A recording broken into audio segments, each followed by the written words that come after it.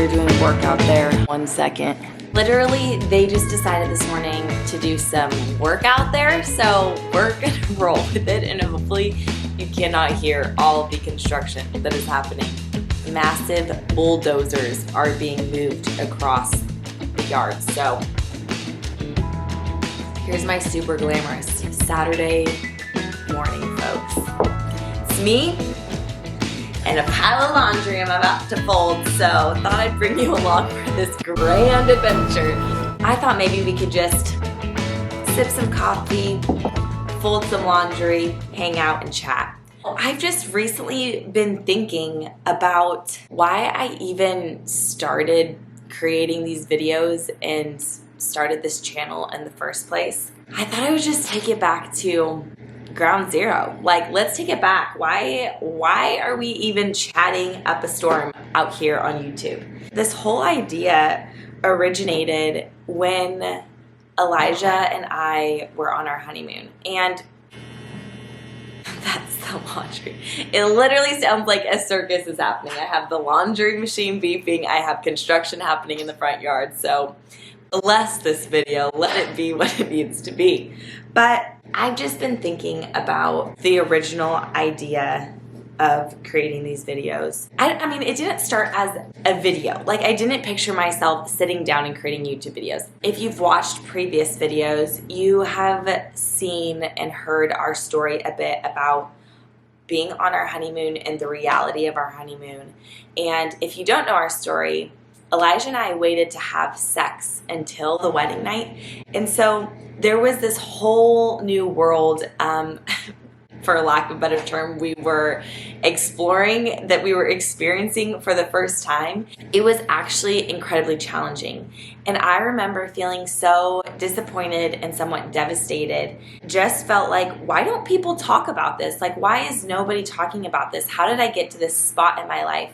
And I'm shocked by the experience that I'm having. Why has nobody talked about the realities of a honeymoon and the pressures you might feel and the things you might experience? And I kind of just felt that way throughout my whole dating and engagement and beginning of marriage process with Elijah. I just was wondering, like, how did I get to this point in my life? And people have taught me to do so many things, but they haven't taught me how to date. They haven't taught me how to walk into a marriage. They haven't taught me how to prepare for my wedding night. Like, all these major life events, I just felt so unprepared for. Are we all just out here trying to figure out life, and maybe someone should chat about it, right? So basically, I just was thinking, what are some things that I've experienced as a wife, as stepping into a marriage, that I wish that somebody had talked to me about? And I think a few of the things that came up when I was thinking about it was my first experiences with my husband. I realized that I had so many fears and triggers that I was trying to work through, but I didn't even know that they were fears and triggers, because I thought, I have dealt with these things, I have figured this out. But when I got married, those fears and triggers, they came up in a different way, because it was the first time that I had somebody that was that close to me, that was allowed to come in and be that intimate with me. So I began to have sorts of fears and triggers and things that I was having to sort out, but I didn't even realize that that's what was happening. So rather, what happened is I got to my honeymoon, and when things didn't go to plan, when I wasn't able to enjoy having sex with Elijah, when it was incredibly painful for me and I didn't know what to do. I thought something was broken. I'm in a different country. I'm calling my doctor trying to book an appointment when I get back home because I'm so disappointed.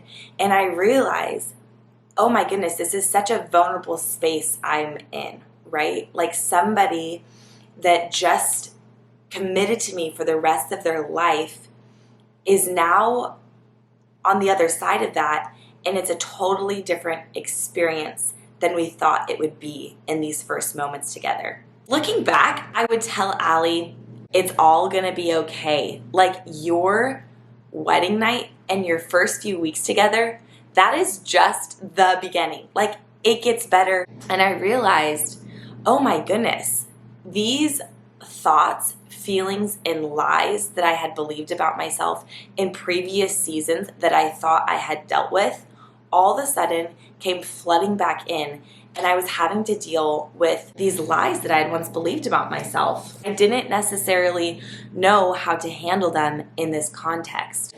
I wish I could say that the honeymoon, that experience, was the last time I've had that sort of experience. But as the years have gone on, I cannot believe we're almost at 2 years, but as the time has gone on and through our relationship, other triggers and other things have come up.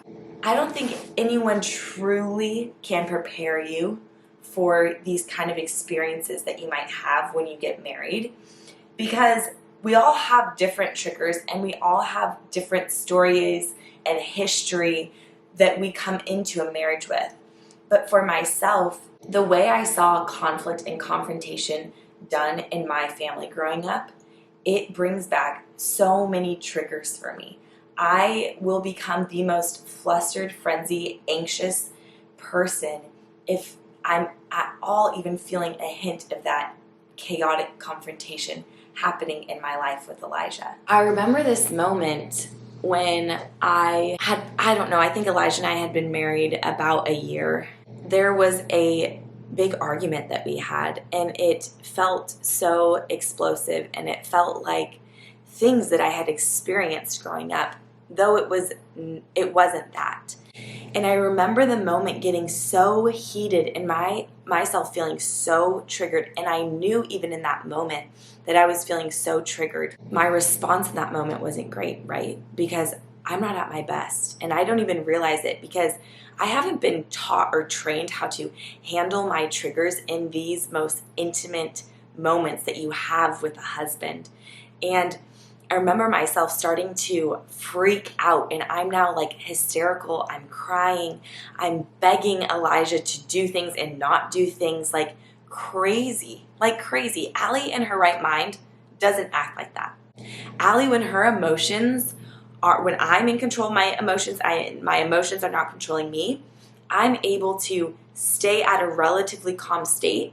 And if I feel myself reaching a different level of calm, we ask for space, we ask for time, we ask for a moment. But I didn't in that moment. And I remember after that night, waking up the next morning from like a trigger hangover. And I'm now thinking I have to clean up a mess about how I behaved, let alone about how Elijah was handling that moment.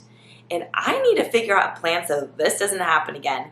Those moments are so real in marriage. Like, those moments are so real. And I wish that somebody had kind of prepped me. Like, I wish that somebody had prepped me and told me, you might experience these kinds of moments. And in these kinds of moments, you probably need to take a step back when you feel yourself being reminded or even brought back to a similar moment that you've had in the past.